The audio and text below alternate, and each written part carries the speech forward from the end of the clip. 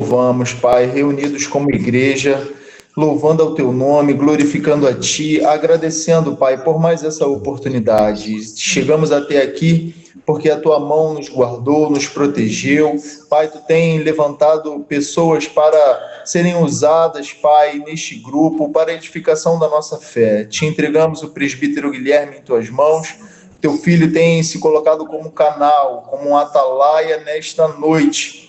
Enche a nossa vida, Pai, através da Tua palavra, derrama da Tua presença, do Teu Espírito, e que possamos terminar essa reunião cheios da Tua presença. Nós Te louvamos pela vida de cada um, cuida de cada família, em nome de Jesus Cristo. Amém. Amém. Amém.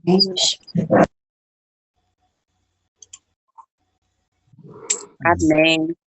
Vocês me conduzem aí que é o meu primeiro. No caso, eu já começo. Amém, fica à vontade, Bruno. Agora então, amém. Amém. Pai do Senhor, como foi dito, sou presbítero Guilherme. Desde já eu quero pedir perdão aos irmãos, porque não tive muito tempo de preparar. A Vanessa havia falado comigo, se eu não me engano, foi no sábado, só que estava em algumas correrias do cotidiano e acabou que não deu para desenvolver algo tão minucioso. Então, as poucas horas que eu tive foi das 7 horas da noite até 8h30 para preparar esse estudo.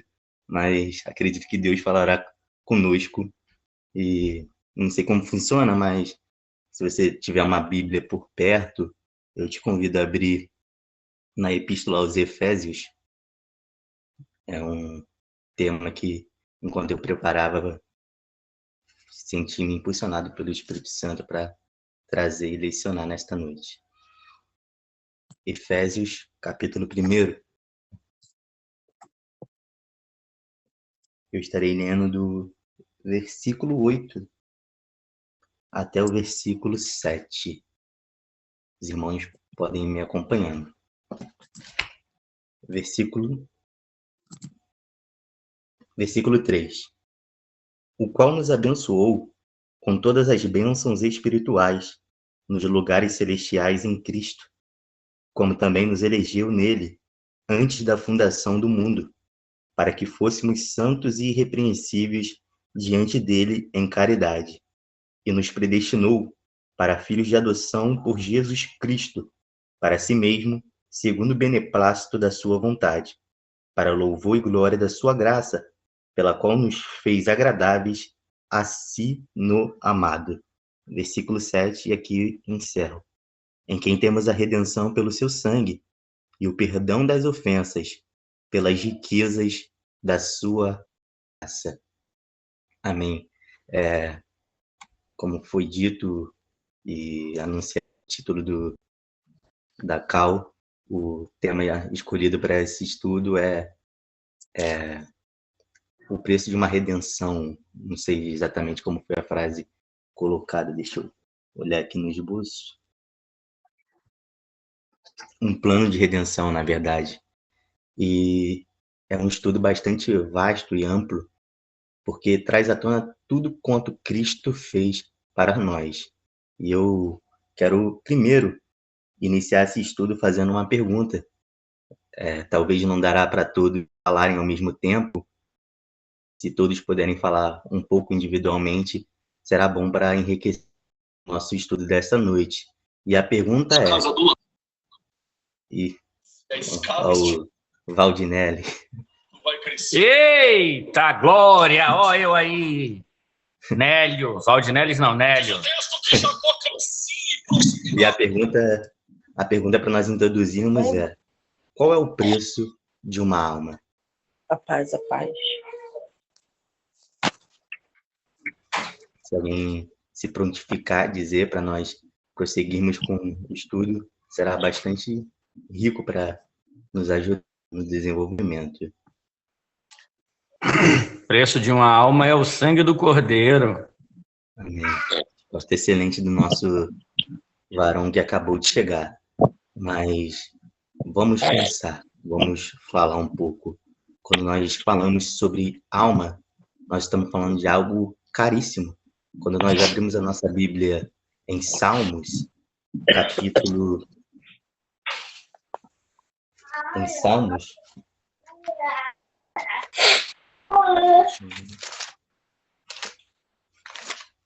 Salmo 49, o verso 7, está escrito: ninguém é capaz de redimir seu próprio irmão ou pagar a Deus o valor de sua vida.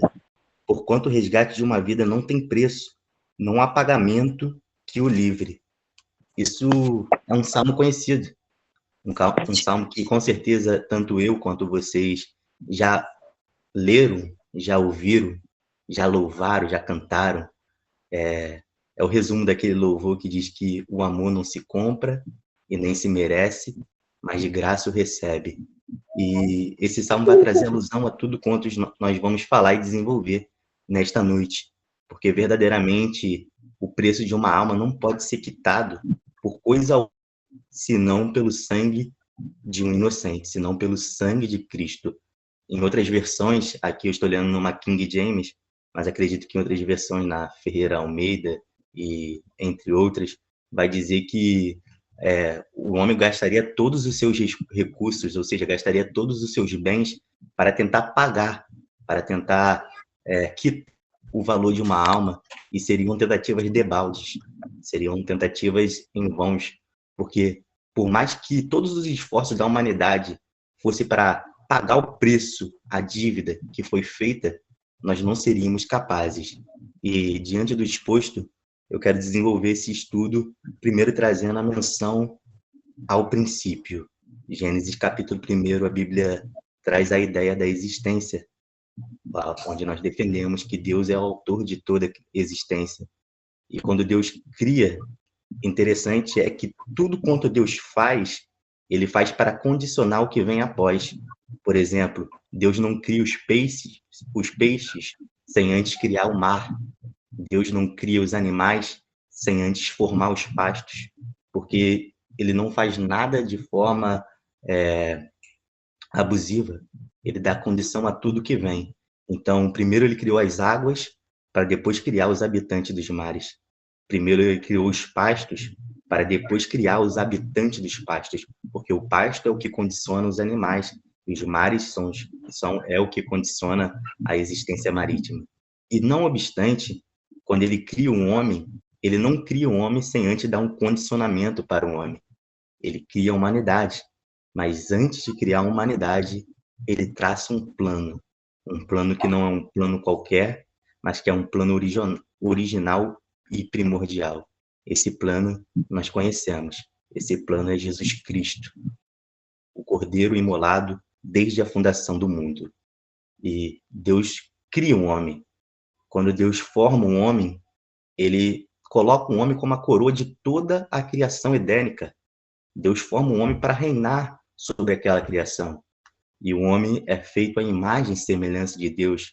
O homem tem respaldo do caráter moral de Deus. Alguns dos atributos comunicáveis de Deus é partilhado para o homem. E o homem agora se torna um ser que anda em comunhão com o seu Criador, com o Todo-Poderoso. Só que o resumo da história nós conhecemos. O homem peca através da persuasão da antiga serpente, o diabo, e através desse pecado nasce o que nós conhecemos hoje como pecado original. Um erro compromete toda uma humanidade. Quando Adão... não é tudo. Dá pra ver? Tá dando. Gente, perdão, tá? É que eu tava tentando entrar, só que pelo meu telefone não consegui. Aí eu entrei pelo da... Mas consegui lá.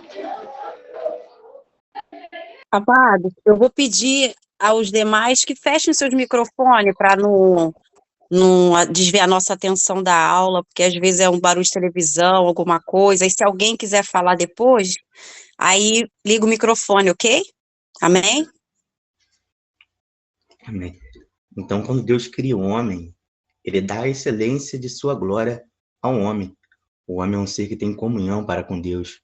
O homem tem a convivência com Deus. A Bíblia diz que todos os dias, na virada, Deus descia para se relacionar com o homem.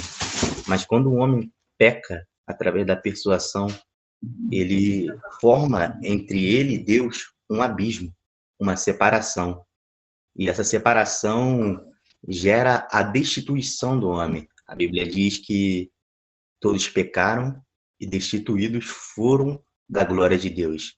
Tanto é que quando nós vamos ler os Salmos davídicos, nós vemos Davi declarando que em pecado foi concedido, porque tudo que veio após ao pecado do homem nasceu com a natureza comprometida e sucinta ao pecado. E o pecado não atingiu tão somente a natureza humana, mas quando nós lemos a história, nós vemos que comprometeu toda uma existência. O reino animal foi comprometido, o reino vegetal foi atingido pelos dardos do pecado. A humanidade sofreu com o dardo do pecado. Só que diante do exposto, nós nos colocamos a um seguinte questionamento: Deus errou? Deus falhou? Deus não sabia que ao criar a humanidade ao homem e dar ao homem o poder da decisão, o homem iria falhar?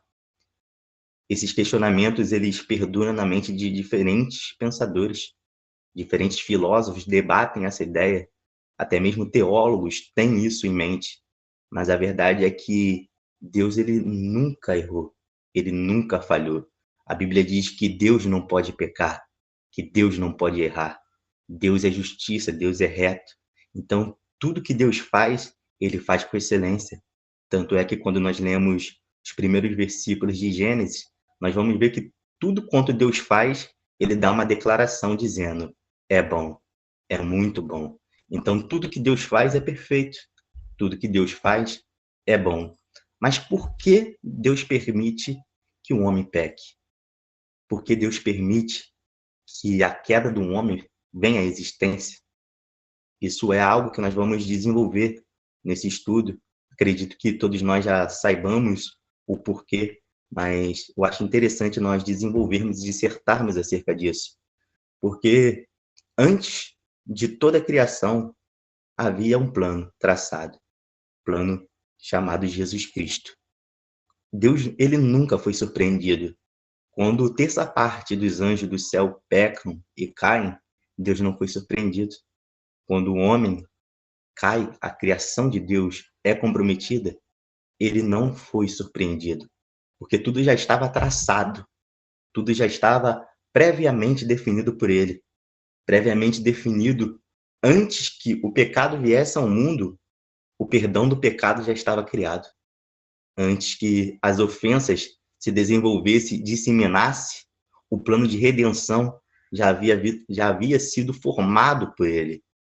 Então, Deus, ele jamais foi surpreendido. Deus nunca se deixou se abater ou súbito. Ele é onisciente, como onisciente, ele sabe de todas as coisas. Ele é onipotente, como onipotente, ele tem um domínio sobre todas as coisas. E ele é onipresente, e como onipresente, ele não está preso às estações temporais.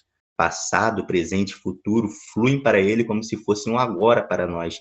Então, Deus enxerga o passado como nós enxergamos o nosso hoje. Deus enxerga o agora como nós estamos enxergando. E Deus enxerga o nosso futuro como nós estamos enxergando o nosso presente. Nada para Deus passa despercebido. Então, Deus, ele tem um plano. Esse plano, um plano de redenção. Mas o fato é que por Deus ser justo e que por Deus ser perfeito, lá na Epístola de Tiago, capítulo 1, versículo 17, está escrito que ele não tem mudança e nem sombra de variações. Um dos atributos incomunicáveis de Deus é que ele é imutável, ou seja, ele não muda, ele não altera. A declaração de Hebreus, capítulo 3, versículo 18, diz que, ou melhor, de capítulo 8, versículo 3, diz que Jesus Cristo é o mesmo ontem, hoje e será eternamente.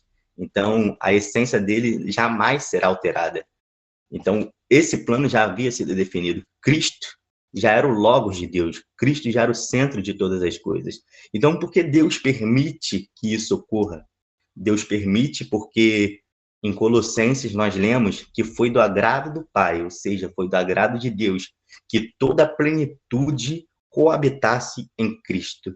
Deus elege que todas as coisas fluíssem na pessoa de Cristo, porque Cristo é o centro de todas as coisas. Cristo é o centro de toda a existência. Por isso que Deus permite que algumas coisas aconteçam, para que, após acontecê-las, o plano de redenção já traçado fosse consumado na pessoa de Jesus Cristo. Isso nós vemos em Gênesis, capítulo 3, versículo 15. Após a queda do homem, quando Deus olha para a serpente e fala a primeira promessa messiânica, a primeira promessa da vinda de Cristo, quando ele diz que porá inimizade entre a serpente e a mulher, entre a semente da mulher e a serpente, e que da mulher viria um que pisaria na cabeça da serpente. É a primeira promessa messiânica deixada no primeiro livro da Bíblia. Então, lá em Gênesis, Deus já estava dizendo, através da Bíblia, que Jesus, ele salva. E aí o tempo se passa, e o homem agora, sujeito às suas próprias decisões, com os olhos abertos, aquele que outrora estava na inocência, agora tem seus olhos abertos para a consciência. O homem agora é conhecedor do bem e do mal. O homem agora sabe o que é certo e o que é errado. O homem agora tem um senso moral.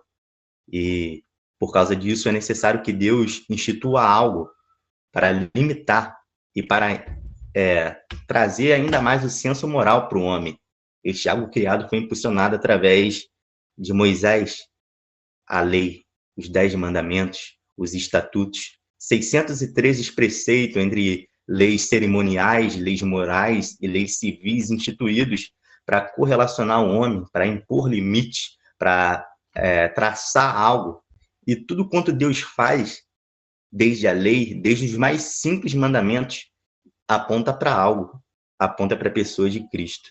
Tudo que é formado, tudo que nós lemos em Gênesis, tudo que nós vemos em Êxodo, tudo que nós enxergamos em Levítico, em Números, Deuteronômio, em Josué e por assim vai, todo o Velho Testamento, todo o Antigo Testamento aponta para um alvo, aponta para a pessoa de Cristo. E ao criar a lei, Deus também institui algo. Esse algo é o sacrifício para expiar o preço de um pecado cometido. E através de Moisés foi instituído isso, que ao pecar, um homem ele deveria pegar um novilho, ele deveria pegar um bezerro e imolar esse bezerro. O sangue derramado por esse novilho, o sangue derramado por esse bezerro, é o sangue que iria aspergir, o sangue que iria expiar o pecado cometido por aquele homem, por aquela família, por aquela pessoa. E isso também apontava para Cristo. Então, lá em Êxodo, a Bíblia já estava dizendo para a gente, Jesus liberta. Em Gênesis, a Bíblia disse, Jesus salva, Jesus cura. E agora em Êxodo nós enxergamos a Bíblia dizendo, Jesus, ele liberta. O povo é liberto das garras de Faraó, tem a lei instituída, segue os mandamentos e estatutos. Os tempos se passam, nós vemos a monarquia teocrática sendo formada, reis escolhidos por Deus, homens representando para que ordenasse a sua nação, o seu povo escolhido. E nós vemos a história fluindo, e toda a história vai fluindo e vai apontando para algo. Quando nós lemos Isaías, capítulo 9, versículo 6, nós vemos diversas promessas sendo anunciadas por Isaías. Tanto é que Isaías é conhecido como profeta messiânico. Ele anuncia a chegada do Messias. E nós vemos uma das mais lindas promessas da vinda do Messias, está registrada em Isaías, capítulo 9, versículo 6, onde Isaías diz que um menino nos nasceu, um filho se nos deu, e o principado estava sobre seus ombros, e o seu nome será maravilhoso, conselheiro, Deus forte, Pai da eternidade e princípio da paz.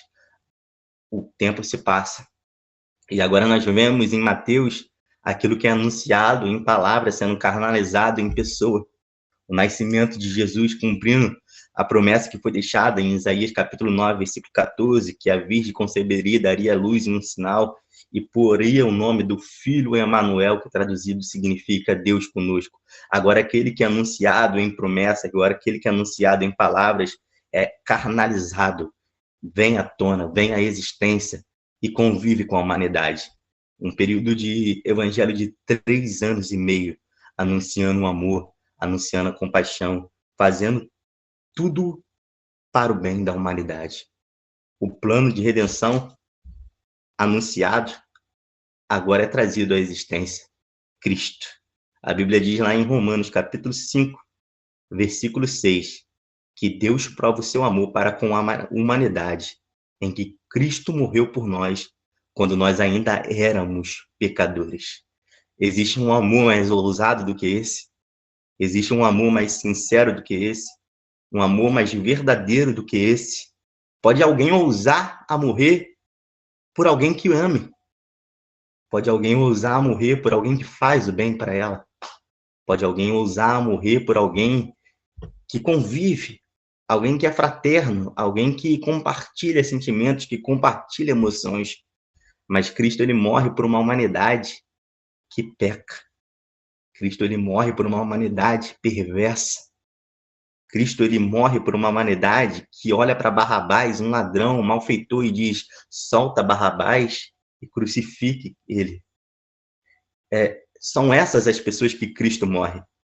O que nós precisamos entender é que a vinda de Cristo na Terra, ele não veio para nos ensinar sermos super-homens ou super-mulheres.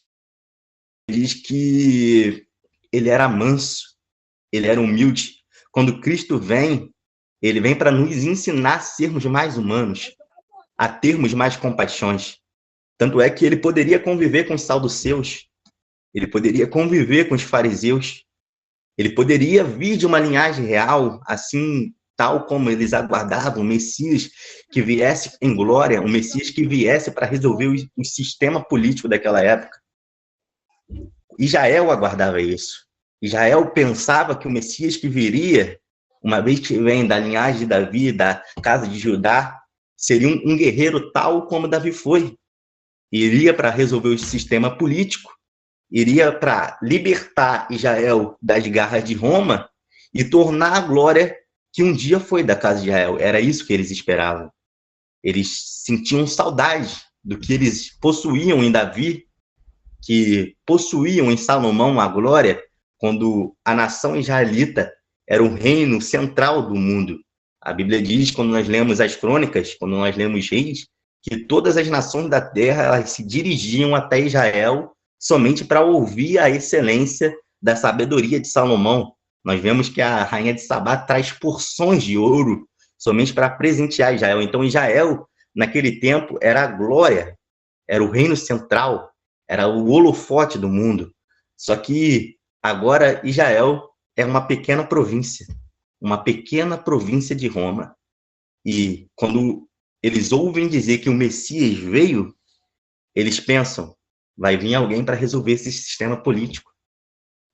Vai vir alguém para acabar com o reinado de Herodes, para retornar a glória que nós temos. Eles aguardavam esse Messias e foram decepcionados, porque o Messias vem, nasce em Belém, é criado em Nazaré, vem de uma cidade humilde, de uma cidade em que qualquer um que olha diz não tem valor, que qualquer um que olha diz não tem significância.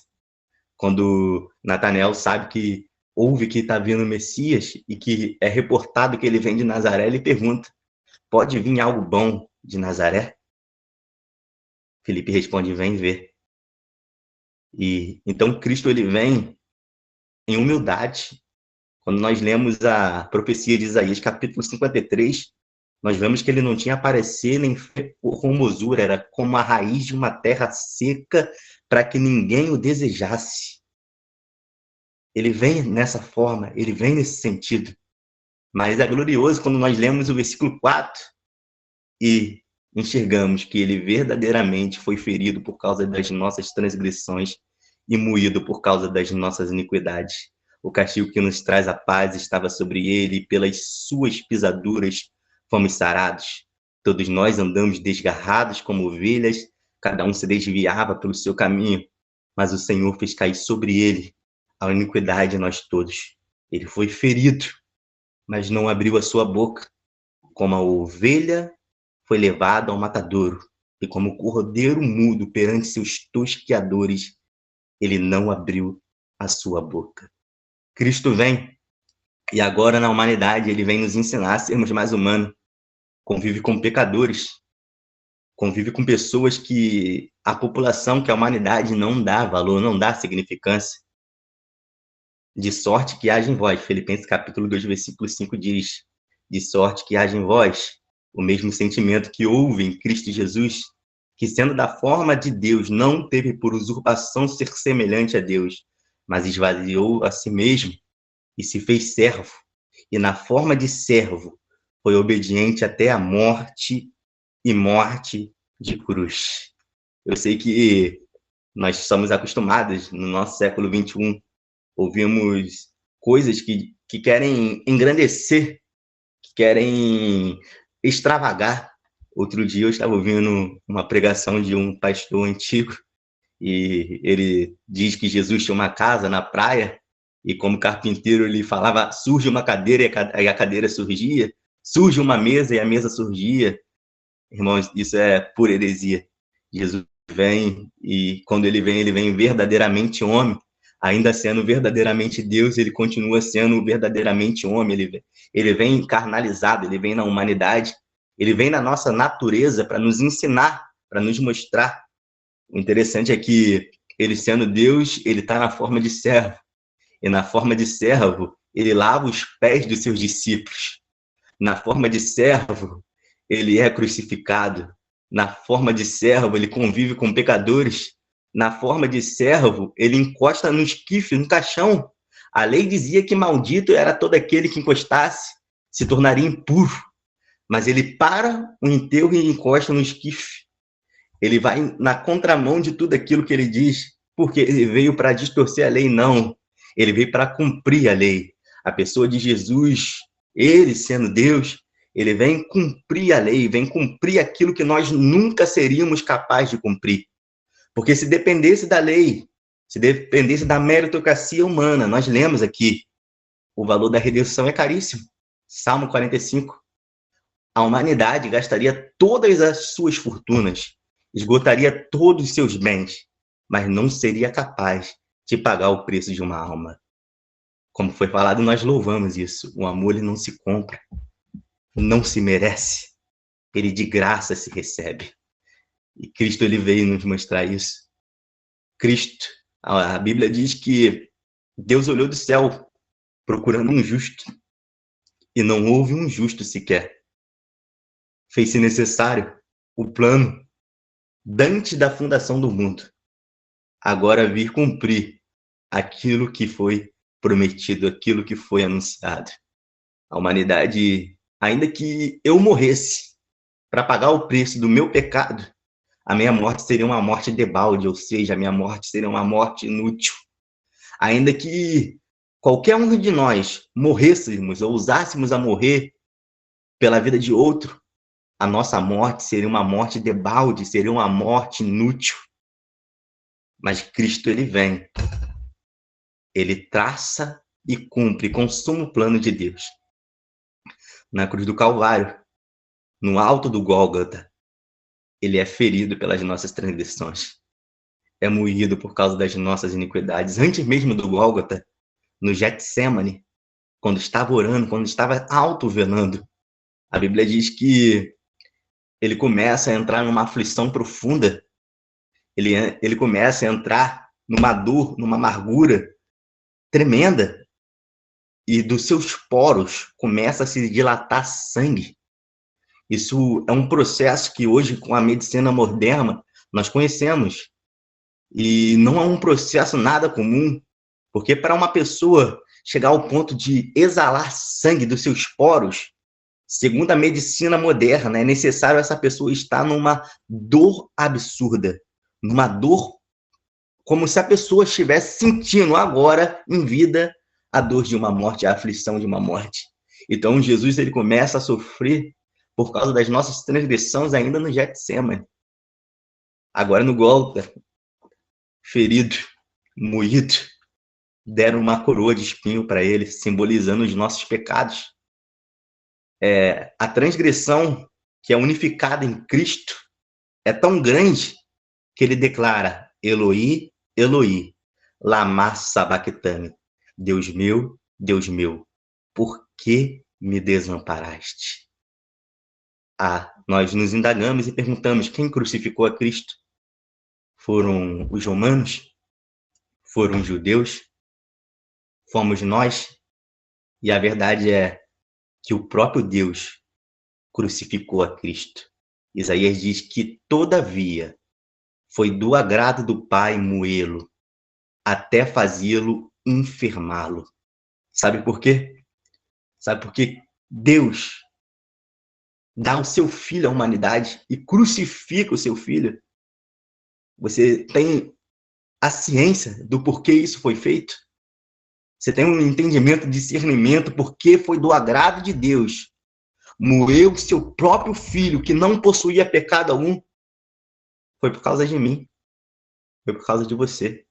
Foi para que hoje nós estejamos aqui falando dessas grandezas, em quem temos a redenção pelo seu sangue e o perdão das ofensas pelas riquezas da sua graça.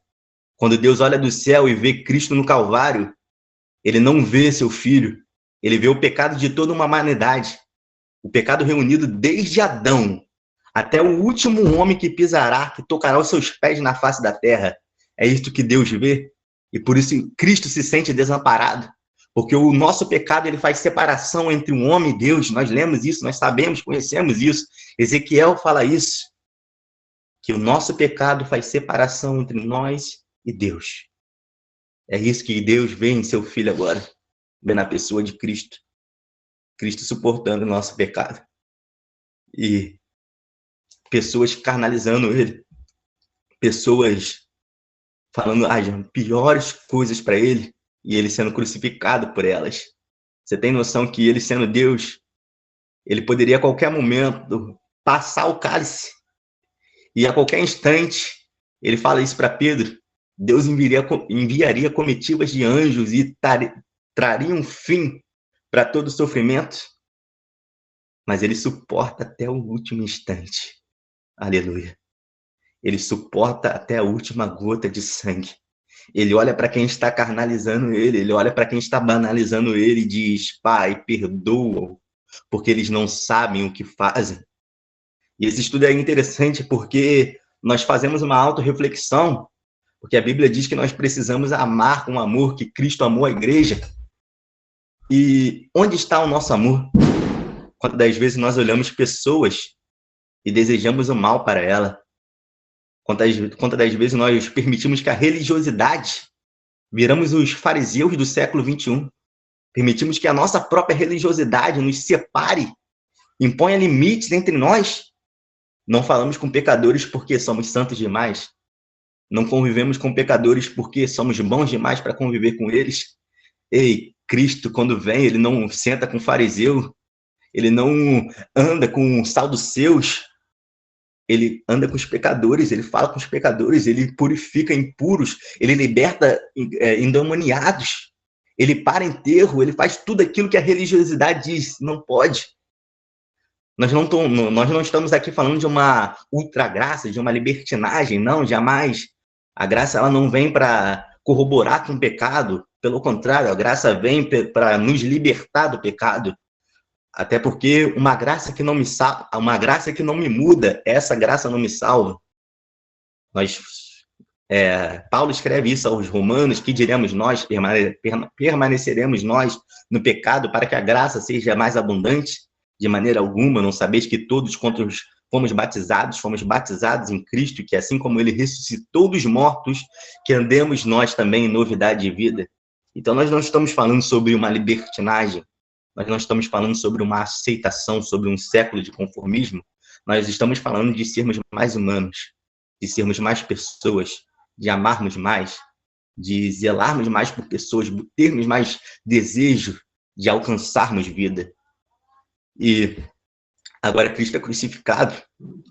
Em seu último suspiro, ele declara: Pai, está consumado. A Bíblia diz que o véu do templo ele rasga de cima para baixo.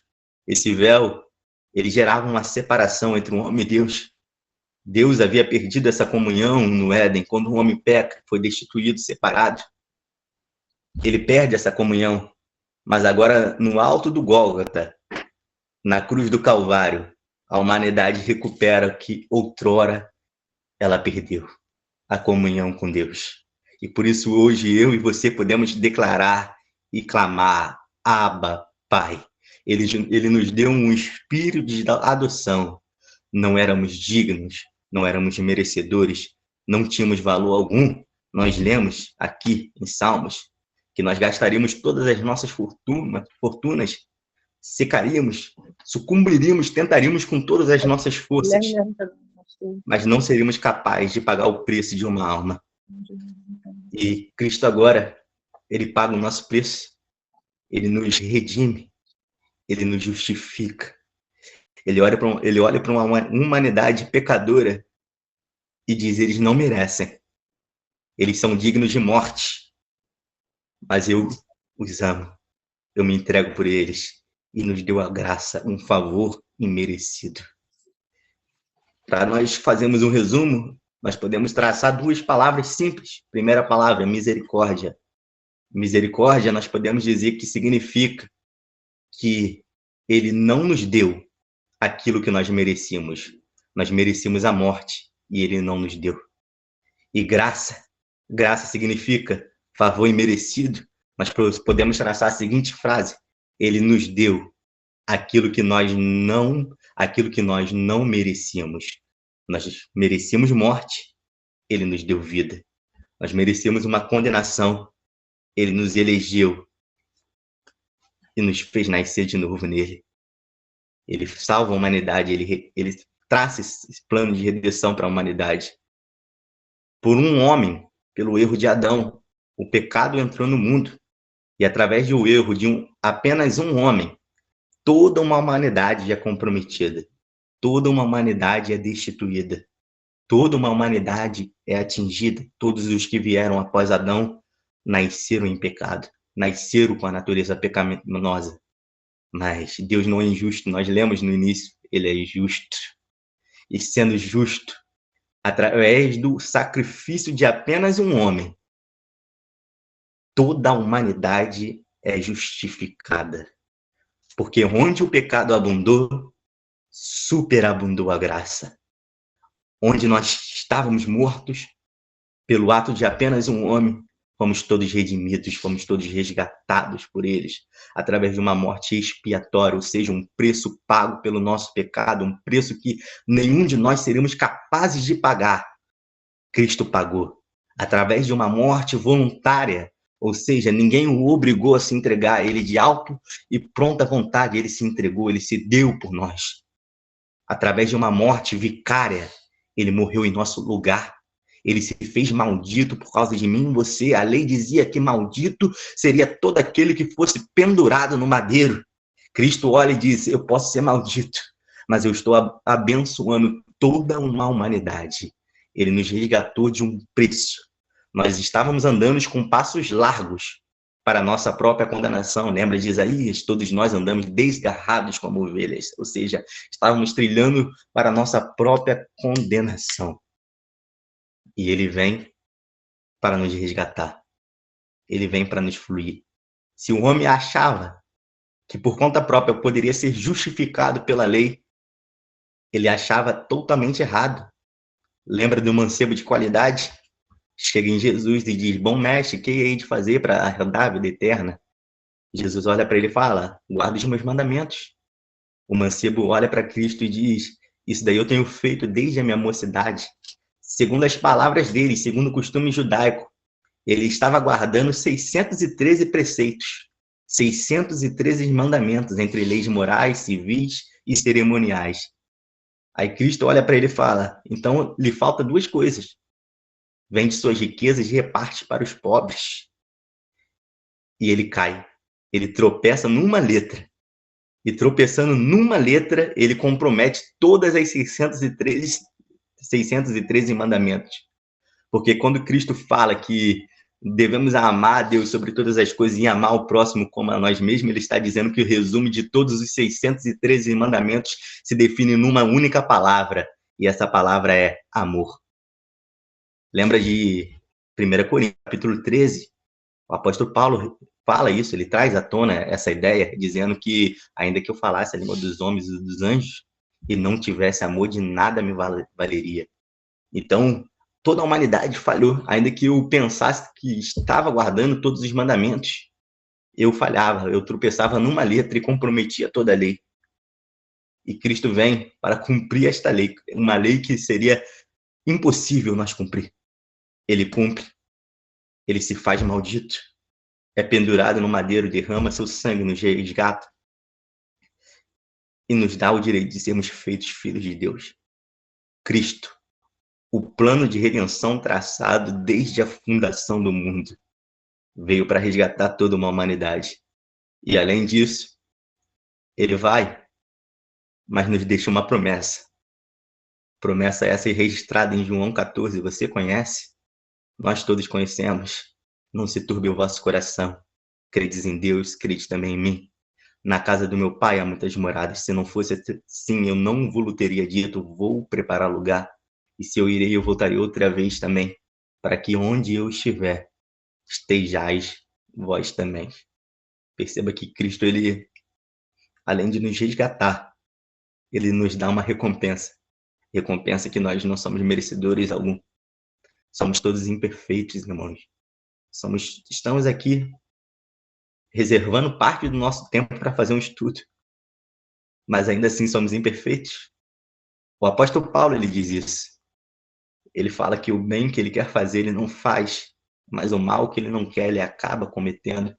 Ele traz a ideia, a falha humana, todos nós somos falhos.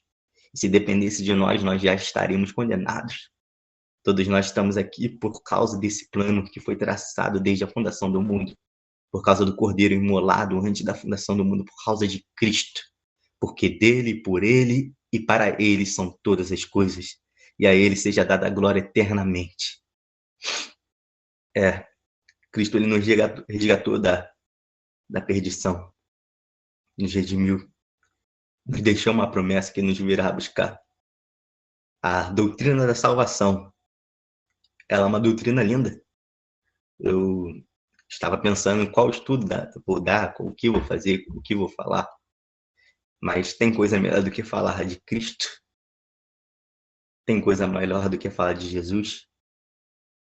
Cristo, o autor e consumador da nossa fé. Nos resgatou pelo sangue dele. Então, nós voltamos à nossa pergunta inicial. Qual é o valor de uma alma? O que foi necessário para comprar uma alma? Para comprar uma humanidade? Foi necessário ele. Porque Deus amou o mundo de tal maneira que deu seu Filho unigênito para que todo aquele que nele crê não pereça, mas tenha a vida eterna. Toda a lei apontava para Cristo. Nós vemos isso em Hebreus. O autor dos Hebreus, ele traz essa ideia, ele faz uma correlação entre a antiga aliança e a nova aliança, e ele diz que vindo Cristo, sumo sacerdote dos bens futuros, por um maior e mais perfeito tabernáculo, se você quiser me acompanhar, está lá em Hebreus capítulo 9, versículo 14 em diante, mas vindo Cristo, sumo sacerdote dos bens futuros, por maior e mais perfeito tabernáculo, não feito por mãos dos homens, isto é, não desta criação, nem por sangue de bodes e de novilhos, mas por seu próprio sangue. Entrou uma vez no tabernáculo, efetuando uma eterna redenção. Porque se o sangue dos bodes, dos novilhos, das ovelhas são o suficiente para aspergir e expiar o pecado de um homem, quanto mais o sangue de Cristo, que pelo Espírito eterno se entregou a si mesmo imaculado a Deus, purificará a vossa consciência das obras mortas para servirdes ao Deus vivo. e por isso é testador de um novo testamento, de uma nova aliança, para que, intervindo a morte, os gemidos alcançassem a promessa da herança eterna. Porque onde há testamento, necessário é que intervenha a morte do testador. O resumo é: o homem pecou, formou uma dívida, formou algo que ele não poderia quitar. E agora alguém que não tinha nada a ver com essa dívida, que não tinha nada a ver com esse preço a ser pago, ele olha e diz: eu pago. Ele olha e diz: eles vão me rejeitar, eles vão me negar. Eles têm os seus momentos de fraquezas, uma hora ou outra eles vão questionar, eles vão murmurar. Ele conhece, ele sabe o nosso interior melhor do que nós mesmos, as estradas do nosso ser, as estradas do nosso coração, as nossas estradas mentais, a nossa psique, ele sonda, ele conhece. Então ele olha para a humanidade e diz: eles vão pecar, eles vão errar, eles vão falhar, eles vão me negar, talvez uma hora ou outra eles vão tropeçar em algo, eles vão murmurar, eles vão me questionar, eles vão me culpar, mas eu morro por eles, eu pago essa dívida, eu pago esse preço, eu os resgatei, eu os resgato. E foi isso que Cristo fez por nós. Então, que esse estudo, esse breve estudo, eu desde já peço perdão, não preparei nada tão minucioso. Como disse, eu tive algumas horas para preparar, foi me confiado no sábado, mas estava na correria do cotidiano e acabou que eu não separei nada de estudo e tive mais ou menos das 6 horas de hoje até as 8h30 para preparar, ou das 7 horas de hoje para trazer algo, preparar algo, mas acredito que foi rico para a nossa compreensão e nós refletimos nisso, que o valor de uma alma, que o preço da redenção de uma humanidade, se fosse depender de nós, nós estaríamos condenados. Mas Cristo, ele olha e disse: eu pago. No alto do Gólgota ele declara: eis aqui o tempo aceitável, eis aqui agora o dia da salvação. O que nós perdemos no Éden, recuperamos na pessoa de Cristo, na cruz do Calvário. E para terminar, quando Cristo está na terra e pergunta para os seus discípulos: quem vós diz ser o Filho do Homem? Uns dizem que você é Elias, outros dizem que você é Jeremias, alguns falam que você é apenas um dos apóstolos. Aí Cristo olha para eles e diz: e vocês? Quem diz que sou eu? Pedro tem a palavra e diz: tu és o Cristo, o Filho de Deus vivo. Ele olha para Pedro e fala: Pedro, bem-aventurado é tu, Simão Barjonas, por conta eu digo que tu és Pedro. E apontando para si, com o dedo anelar apontado para ele próprio, ele diz: e sobre esta pedra, Cristo, a pedra da esquina angular, edificarei a minha igreja, e as portas do inferno não prevalecerão contra ela. Porque em Cristo não existe judeu nem grego. Ele nos deu a liberdade. O espírito de adoção, fomos todos resgatados de uma perdição, eleitos em Cristo, e agora temos direito à vida eterna. Ainda em um pouquinho de tempo, e o que há de vir virá, e não tardará.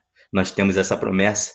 Em breve, hoje estamos separados por telas, alguns da Batista, outros da Assembleia, diferentes denominações, acredito, mas em breve estaremos todos juntos num único céu, adorando ao Cordeiro, adorando a Deus. Amém. Aqui eu encerro minha participação e peço perdão por qualquer coisa.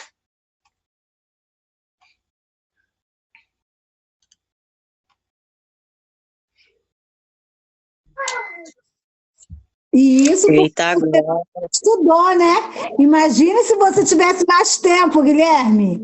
Não Olha é? que maravilha. Tipo assim, hoje o pessoal que só ficar ouvindo. Não, e uma coisa que eu achei muito interessante irmãos, está muito barulho aqui, é porque eu estou no aniversário, e as crianças estão tudo correndo ali. Que foi falado nos outros estudos também a respeito de religiosidade, né? Como que Cristo ele traz a salvação, ele traz a atenção assim, para ele como centro, mas às vezes as pessoas confundem muito com religiosidade, né? O presbítero Guilherme estava falando acerca daquele jovem, né? E eu não tinha parado para analisar, igual agora ele falando, e eu pensando aqui, o jovem achando que, poxa, ele estava cumprindo todo o mandamento, mas o coração dele não estava em Cristo. Ele estava, como a Bíblia fala, né? Louva a Deus com os lábios, estava louvando a Deus com as obras, mas o coração dele estava muito longe. O que Deus quer é intimidade, né? Tremendo mesmo. Infelizmente, não cheguei no começo, mas... Em questão disso daí, Vanessa, a gente vê assim, sobre religiosidade, é quando, vamos botar assim, nós temos um horário para chegar e cultuarmos a Deus. Geralmente, os cultos começam às 7 horas da noite, um exemplo. Então, a gente quer chegar sempre no horário ou um pouquinho antes. Né? Você quer chegar, então você quer dobrar os joelhos, você quer orar. Eu estou dizendo para os religiosos. Aí vai acontecer igual o samaritano. Se aparecer alguém que precisar de ajuda, às vezes a pessoa não vai querer parar ali para poder ajudar aquele, só para poder chegar no horário e dizer assim, eu cheguei cedo, eu estou aqui cultuando. Só que ele esquece que a verdadeira religião é lá, que era para ele ter, ainda que chegue atrasado na igreja, mas se ele parou e ajudou uma alma, uma vida, ele está fazendo a obra de Deus. Isso é a obra de Deus, é ajudar o necessitado, a viúva e tudo isso aí. Aquele que é necessitado. As pessoas estão focando muito o tempo em 4 paredes, que tem que estar ali porque o povo hoje quer ser visado. Alguém está me olhando. Eles querem crescer na visão humana, mas Jesus falou que se nós fizermos a obra, né, o que nós fizermos e o povo estiver vendo, ali nós já ganhamos o nosso galardão.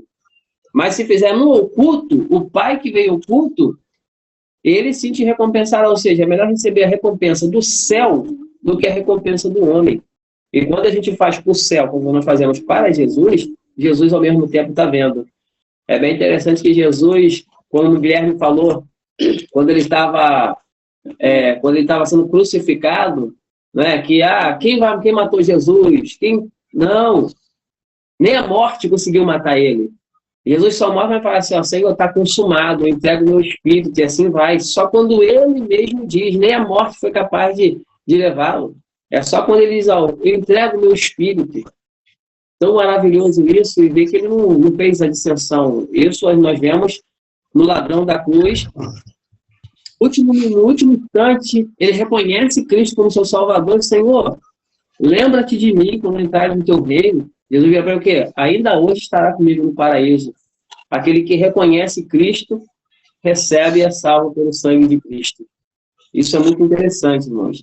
É tão interessante que Jesus é tão bom, Deus é tão bom, que eu estava vendo aqui em Deuteronômio 30, acho que é 15, se eu não me engano, que quando ele fala assim, põe assim, a vida, a morte, né? E fala assim, a vida e a morte, escolha, pois, o caminho da vida para que vivas. É tão bom que ele nos aconselha um bom caminho.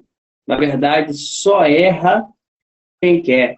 E como o presbítero falou, nós temos o Espírito Santo que está sempre nos advertendo do que é certo e do que é errado. Isso não só a nós, a todos, principalmente servos de Deus. Foi muito interessante isso aí, galera. Gostei muito do estudo de hoje. Muito mesmo, muito edificante. Alguém tem algo aí para acrescentar, irmãos? Não, parabéns. Boa aula. A aula foi ótima. Eu achei muito interessante tudo, porque fez me relembrar, né, o sacrifício de Jesus por mim. Por que eu falo isso? Porque eu vim do mundo. Então, eu vejo quanto eu sou pecadora e não merecedora de tudo isso. Então, o Guilherme foi muito bom mesmo para me lembrar da missão que eu também tenho, porque de tudo que ele falou, só mostra para nós a missão que temos de levar esse evangelho a outras pessoas. Como ele mesmo falou, sobre religiosidade, sobre todas as outras coisas, que muitas das vezes a igreja fica presa nas 4 paredes e não leva a mensagem do evangelho a outras pessoas que precisam. Aí muitas das vezes a gente para e pensa assim, a igreja não cresce. Mas por que a igreja não cresce? Porque muitas das vezes eles estão ali só para eles. Então, isso me mostra, poxa, Jesus veio para me salvar. E o engraçado é que na escola dominical da semana passada que a gente estava estudando lá, eu e meus jovens, a gente estava falando sobre isso, porque hoje a gente entende que a gente tem dois olhares. O olhar das 99 ovelhas que ficaram lá e a gente pensa, poxa, ele deixou todos nós aqui para buscar aquela lá. E a outra é a visão daquela uma que para e pensa, poxa, caramba, ele veio me buscar. Então, a gente tem que ter as duas visões, né? A visão de ser aquela ovelhinha que Jesus foi me buscar, e também a ovelha lá que está lá esperando Jesus voltar com aquela uma. Então, a gente precisa dar mais atenção, realmente, nós como igreja, eu acho que isso é um amadurecimento e o crescimento cristão, que a gente entende que o evangelho não é só para mim, que a gente tem que alcançar outras vidas. E no estudo que ele trouxe, me lembrou muito sobre isso. Parece que é Deus renovando assim na minha mente, no meu coração, o meu chamado, que eu preciso fazer mais. Verdade. Na verdade, a igreja precisa fazer mais do que fazemos. A Bíblia diz que nós devemos considerar nosso irmão maior do que nós mesmos. E nunca achar que nós somos alguma coisa. Porque se não fosse Cristo na nossa vida, o que seria de nós? Né? A verdade é que tem sempre alguém querendo apontar. O diabo está sempre querendo apontar as nossas filhas, os nossos filhos, porque somos falhos e erramos. Mas a minha palavra vai dizer o quê? Filhinhos, não pequeis. Todavia, se pecar, tem um advogado, Jesus Cristo justo. Ou seja, ele nos justifica. Então, a gente precisa mesmo, filha. E avante fazer, como você falou, fazer o ídolo do Senhor, o avante. Nós, como servos de Deus, nós precisamos fazer mais, né? Sempre mais. E por mais que nós façamos alguma coisa, ainda sempre falta alguma coisa. Porque ele vai dizer que quando fazemos alguma coisa, fazemos somente o que fomos mandados. E quando fazemos, ainda temos que nos achar como servos inúteis ainda. É bem sério isso, né? Ainda somos servos inúteis, porque fazemos só o que nos foi mandado. Mas nós vemos que dentro do Rio do Ouro mesmo, aqui mesmo, no nosso bairro, ou no bairro de cada um, né? Porque cada um mora em um determinado lugar, nós vemos que muitas almas que precisam ouvir a palavra. E é quase difícil, não estou dizendo que a gente não vê. Hoje nós não vemos, não é isso. Nós vemos, mas muito pouco em comparado ao que era. O quê? O evangelismo, se disponibilizando para ir a campo, ir na beira de um bar, dá um folhetinho que seja Jesus te ama. Hoje nós quase não vemos mais isso. Porque, como o Guilherme falou, nós estamos presos no material e nos nossos afazeres. Estamos ficando presos nisso e esquecendo o ide do Senhor. A igreja está aqui, o povo já está aqui, mas o povo que está lá fora, a gente se preocupa com ele quando está dentro da igreja. Mas quando a gente está fora da igreja, aí tem os afazeres. Eu vou lá, não preciso fazer isso aqui primeiro. Aí vai fazendo, quando vê, já escureceu. E aí que nós íamos fazer, a gente acaba não fazendo. E o estudo de hoje, nossa, isso nos desperta. E tem muitas almas ainda lá. Como você falou, Érica, das 99 e atrás dessa uma, essas umas estão perecendo lá fora. É muito sério. É interessante esse mistério que a Érica falou aí, né, das 99 que estão lá. E Jesus foi buscar aquela uma. E muitas das vezes, né, nós ficamos presos dentro de uma religiosidade, dentro de igreja, prestar o nosso culto e fica ali só centralizado em nós, a nossa salvação. Mas aí Deus é tão bom, aí vem falando sobre o estudo de hoje, sobre o amor. Todos os mandamentos é o amor, né?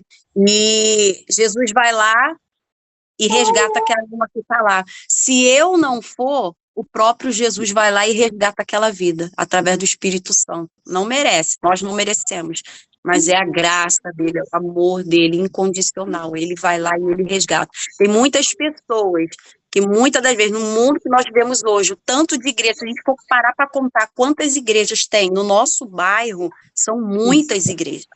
São muitas, e muitas das vezes, uma do lado da outra, e muitas das vezes o culto no mesmo dia. E mesmo assim, tem muitas almas que ainda não foram alcançadas. E muitas das vezes, essas almas que ainda não foram alcançadas pelo homem, elas aparecem, elas entram dentro das igrejas, porque o próprio Espírito Santo as conduz para o aprisco. Elas ouvem a voz do Senhor, elas obedecem, e elas vão, e elas são conduzidas, e elas são transformadas pelo poder, porque muitas das vezes nós não fazemos, mas o Senhor, como Ele é puro amor, Ele vai lá e Ele resgata, pela misericórdia, pelo amor, porque Ele a todos. Mas muitas das vezes nós somos falhos, né? E esse estudo de hoje veio mesmo para nos relembrar o amor incondicional que Cristo tem por nós, pela igreja. A gente tem pelo nosso irmão. Muito fácil, muitas das vezes, a gente pregar para crente. E foi o que o pastor Wellington falou. Muitas das vezes tem pessoas crentes dentro da igreja, né, que pregava e tal, e hoje em dia estão longe, estão desviadas. E sabe qual é o olhar de religiosidade? Muitas das vezes a gente acaba se tornando como aqueles fariseus. A gente se acha super crente, super aqueles que podem alcançar o céu, e aquelas que são menosprezadas. Então, aquelas que saíram, que faziam, não usam mais aquela conduta que outrora elas, né, participavam, agora totalmente diferente, mundana, em palavras, em atitude, em veste, em tudo. Muitas das vezes, quando a gente passava dentro da igreja, né, paz do Senhor, glória. E quando vê aquela pessoa, a gente desvia o olhar, não dá uma paz do Senhor, muito mal, boa tarde. Mas e a paz do Senhor? A gente só dá para quem está dentro da igreja, e muitas das vezes aquela que está lá fora, que está desviada, a gente muitas das vezes tem crente que não dá mais a paz do Senhor porque aquela pessoa não está mais dentro da igreja. Mas a paz... Eu vou até mais longe, Nina. E o pastor Jairo vai falar, acho que ele sabe disso também, alguns aqui, Sheila vai saber. Não é nem assim... É muito ruim você ver isso, né? A pessoa quando está dentro não saudar o irmão que está fora. Mas está acontecendo também de quem está dentro da igreja, por causa da sua igreja, a outro está na igreja dali, mas não é da minha igreja, a minha igreja é melhor. Aí quando você passa, acha que eu sou melhor, eu não falo assim, a paz do Senhor, meu irmão, não. Passo, bom dia, boa tarde, e se você não for da minha igreja, você não sobe para o céu. Se você não for da minha igreja, na sua igreja não está pregando Cristo. Está acontecendo muito isso aí agora. Parece até mentira, né? Daí, Paulinho, a gente participou do mesmo campo, né? De sair e as pessoas ficar com raiva. Gente, crente, pastores. E pastor novo não, pastor, tipo assim, ancião com experiência. Coisa absurda. Já com o Jefferson aí quer falar, eu não deixei falar. Não, é coisa rápida. Os irmãos aí, participaram para todos. Então, peguei uma beijadinha do estudo, foi muito abençoado.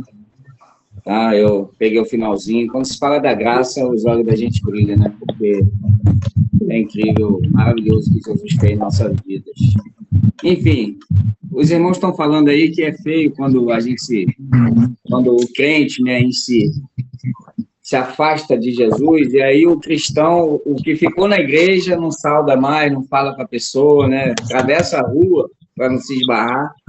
Mas isso aí não é nem tão feio, igual quando esse que está desviado volta para a igreja. Aí é mais feio ainda.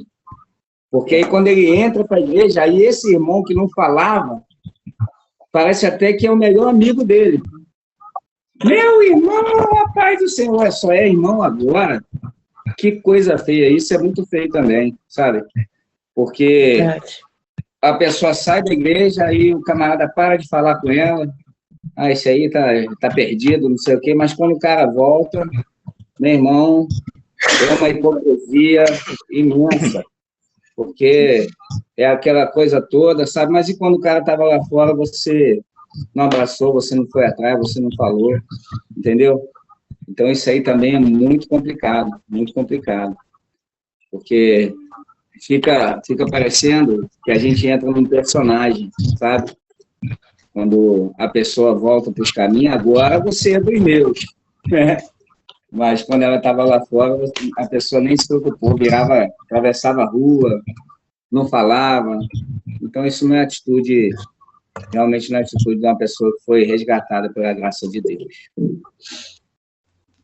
Irmão, tremendo, né? Rapidinho, é coisa rápida.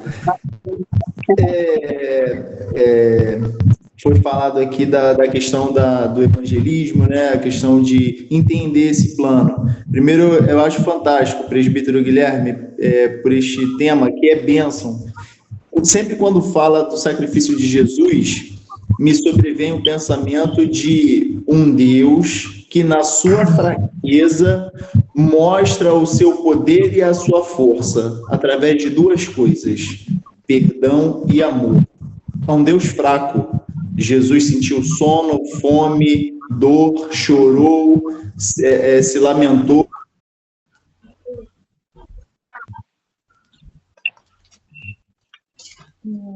Tá falhando. Tá sem áudio. Já ficou sem áudio. Tá sem áudio, Márcio. Acho que ele não tá ouvindo. Não vai sem áudio. Nem estamos ouvindo. E quando fala sobre isso, me chama a atenção, porque isso nos alcançou. E, às vezes, a igreja, como foi falado pelo irmão, esquece, né? Esquece da sua verdadeira essência e da sua verdadeira missão. Lucas 4, Jesus já vai falar, né? Anunciar boas novas aos pobres, proclamar liberdade. Novo som dele. Sem áudio. A igreja está sem áudio? Deve ser Agora, por causa que você falou. Foi. Desliguem todos os microfones, que aí ele fala com tranquilidade. Vocês ouviram alguma coisa que eu falei? Não. Pouco. Tá, só repetindo. O tema é fantástico porque mostra um Deus fraco e nessa fraqueza ele demonstra o poder dele, a força, através de duas coisas, que é o amor e o perdão. Jesus fraco, né? Chorou, dormiu, sentiu dor, mas nessa fraqueza ele demonstra a sua força e o seu poder capaz de libertar e resgatar, redimir o homem. E o segundo comentário é acerca da igreja, que às vezes se esquece dessa missão de anunciar esse plano de redenção e salvação para o homem. Que aí em Lucas 4, Jesus fala qual é a missão da igreja, qual é a obra, o que a gente tem que fazer. Muitas das vezes a igreja esquece, que é anunciar as boas novas aos pobres, proclamar liberdade aos cativos, dar vista aos cegos, libertar os oprimidos e anunciar o ano aceitável do Senhor. Às vezes a igreja se fecha com eventos, com festas, coisas que só são para nós, e nós esquecemos qual é a nossa verdadeira missão, a nossa verdadeira tarefa na terra. É fora das quatro paredes. Dentro é bênção para a gente se fortalecer, se fortificar e que as pessoas possam vir. Mas esse não é a nossa atividade fim. É anunciar esse plano que o presbítero Guilherme trouxe para a gente. Esse plano ele tem que ser exercido lá fora. Só isso, amém.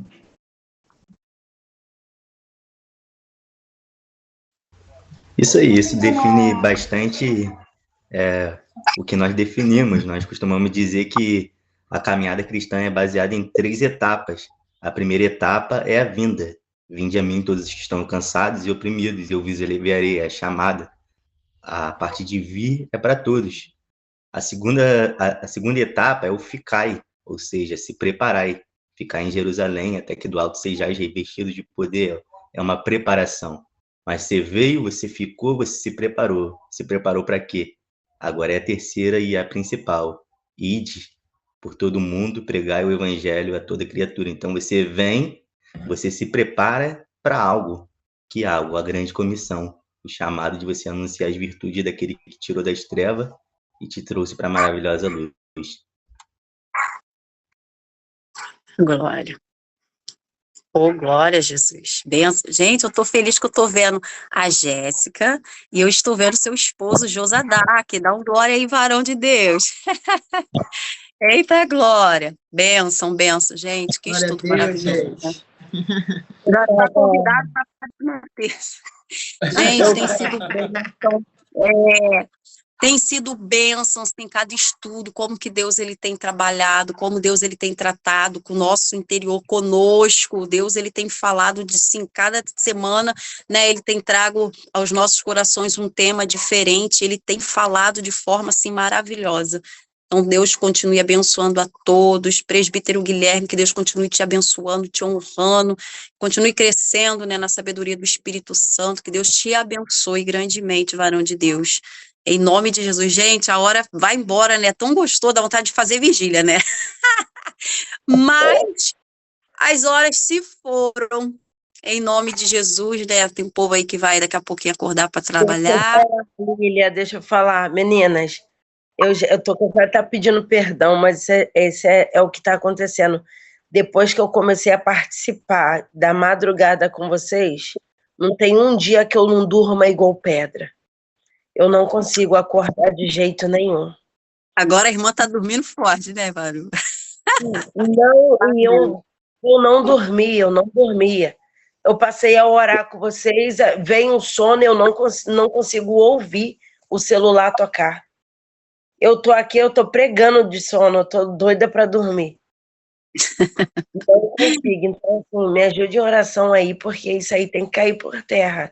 Depois que eu comecei a orar pela madrugada, eu não consigo participar sempre mais. Mas Deus vai te dar essa vitória, Varu, em nome de Jesus. Bota o telefone pertinho que eu te ligo. Te ligo, né, Varu? Fica do meu lado, Lília, eu tô te falando. Eu não escuto, eu dou pedra. Lília, sabe o que eu estava comentando hoje com o Nélio e comentei com Vanessa. Eu estou sentindo falta também, sabe de quem? Que pregou uma vez, que também chamou muito a nossa atenção? A Elisângela, a diaconisa Elisângela, esposa do nosso irmão Jefferson.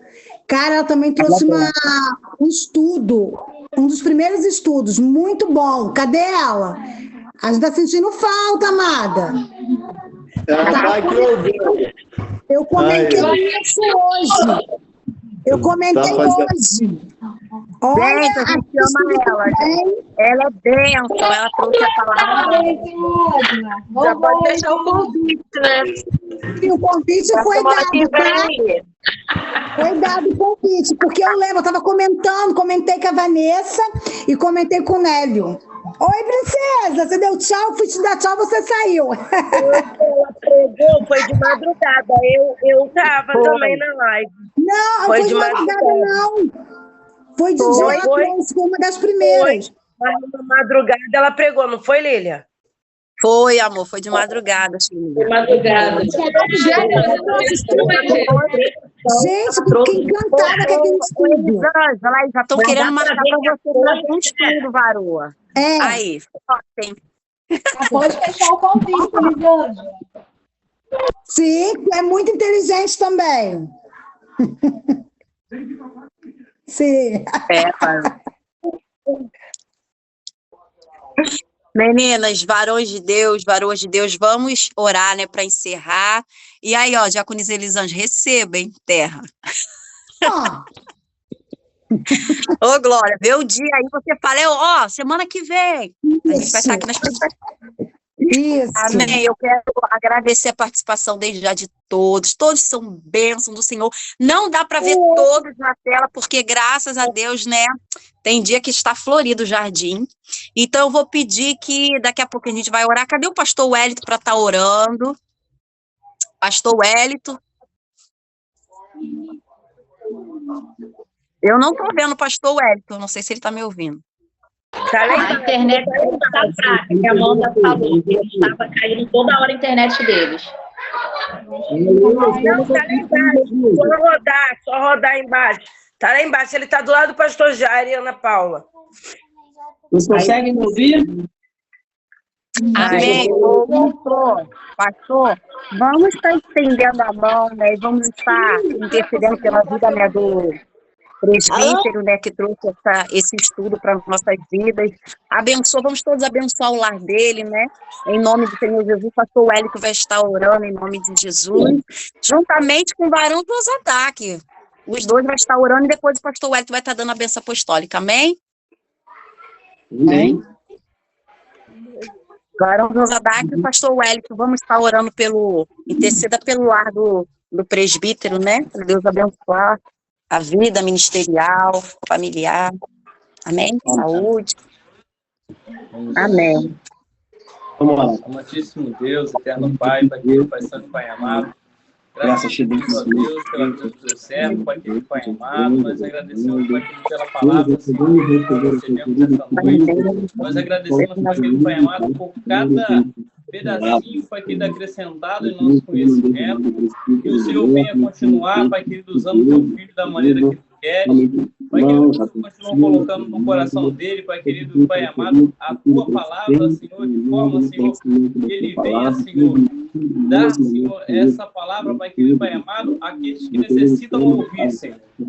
Aqueles, Pai querido, Pai amado, que anseiam, Pai querido, Pai amado, pela tua vinda, que eles possam estar, Pai querido, Pai amado, recebendo em nome de Jesus, Pai querido, Pai amado, de verdade, dentro do seu coração, Pai querido, estas palavras, Senhor, não são palavras de vida, são palavras de resgate, são palavras, Senhor, que vem, Senhor, para trazer, Senhor, novamente, Senhor, o desejo, Pai querido e Pai amado, de voltarmos ao primeiro amor, de permanecermos em Ti, ó Deus. Senhor, em nome de Jesus, Pai querido e Pai amado, que esse sacrifício, no qual foi mencionado, no qual foi falado, relatado desde o início, Pai, esse plano de salvação, Pai querido e Pai amado, venha alcançar muitas mais vidas, Senhor, em nome de Jesus. Senhor, que nós possamos, Pai, assim, Pai, estar aprendendo, Senhor, a cada aula, Senhor, como seguir, como fazer, como nos posicionar, Pai. Abençoa, Pai querido, Pai amado, presbítero Guilherme, Pai, em nome de Jesus. Continua a acrescentar a ele, Pai, conhecimento.